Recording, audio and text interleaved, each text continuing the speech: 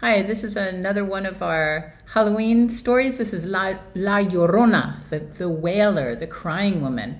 And I'm taping this in a room that's giving a little bit of ambiance to the story. And this is about Halloween, so maybe this is adding to a little bit of the mystery. And this Vanessa really wanted to do as well. It's another scary story, scary legend from Mexico that she really wanted you to hear. And it's appropriate because I now live in Mexico for the moment. And so this is a story about a woman who was betrayed. And she became this grotesque figure, which is too bad because if the woman is betrayed, it's the man who should be the grotesque figure. But there are three really important female figures in Mexico, and one of them is the Virgen de Guadalupe, and she's considered beautiful and benevolent. Then there's La Malinche, which is similar to La Llorona, and she's regarded as the evil mother. And she's perceived to be the first mestizo, but also a traitor who aided Hernan Cortez in conquering Mexico. So whether that's good or bad, you decide. And then there's La Llorona. She's the final figure, and she's reviewed as a heartless mother who killed her children out of anger and revenge. Not good, but what did the man do? What did he do to cause her so much grief and to take such drastic action? And so, just so you know, the legend itself is very short, and I'm going to read one of the versions because there are a lot of versions. But this legend has been passed down for centuries. It's believed to have been originated in Mexico's Central Highlands during pre-Hispanic times. And it wasn't until the 1550s that they started writing down the story in many different versions, as I said. A lot of things we don't know about the woman who we believe was La Llorona, but many people believe it began with Aztec and their myths, and they called her the hungry woman, and she cried out for food all the time. But now, who do they think she is? La Llorona. She's this incredibly mythic character that many people believe they've seen walking at night, still wailing about the children that she drowned. And because she did such a heartless deed, she's not let either in heaven or in hell. So awful is this crime.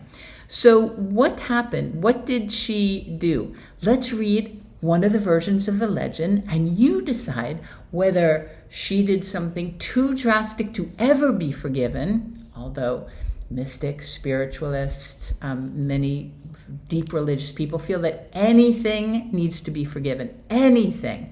But you decide. All right, here's one of the legends. You ready? A long time ago, there lived a woman named Maria. She was the most beautiful woman in all of Mexico. Muy hermosa, muy beautiful, muy hermosa. And she herself knew it too. Day after day, male suitors begged her for her hand in romance. But day after day, men returned home defeated, con el corazón roto. This was the livelihood of Maria, rejecting all her suitors, until a dashing young gentleman galloped into town and turned Maria's life upside down. Ella se volvió loca. She went crazy because of him. She knew in an instant she had to have him, for he was the only man to match her in beauty and elegance. Soon they were to be wed, and not long after there were two delightful chiquititos. This delight, however, was short-lived. For one damning day, the dashing gentleman became grotesque to her as he rode into town with another woman at his side. He rode up to Maria and pledged his life to this new woman who he barely met because his current wife, Maria, was no longer beautiful. Maria's heart burst into tiny shards of glass, invisible to the eye, but painful to her. That night, in a fit of sorrow and anger, Maria decided to inflict the same agony toward the man that bestowed it upon her. Maria woke her two boys up, took their hands, and guided them to the river for a bath. Hand in hand, the three figures immersed themselves in the water, but under the mother's hand, the little niños never came up for air. After the blood-red glare of fury faded from sight, Maria realized what she had done. She shrieked from the gallows of her soul, "Mis niños!" before letting the river water fill up her lungs.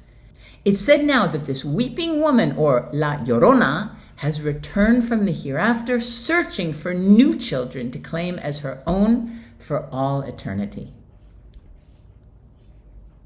What do you think?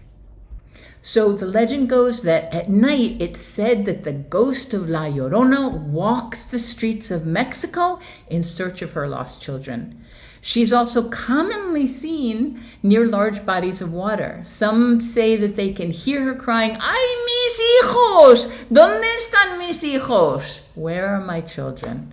And if you happen to come into contact with La Llorona, it depends on what version they say, but sometimes she will try to befriend you, and other times she will wail and try to frighten you until you're dead. So what do you think? Did she do something that's forgivable? Did she do something that's justifiable? What about the man? This is one of the stories that's very cherished here in Mexico and really all over the world now. So I'm so happy to share it with you. Vanessa and I are so happy for you to hear the story. Please do some research and find other versions. Joe Hayes has a version that's absolutely lovely. He does it bilingually, and we'll put those links in the notes, okay? So you tell us whether you'd like us to talk about La Llorona or two other fairy tales that we've also recorded. Thanks so much for participating. See you soon.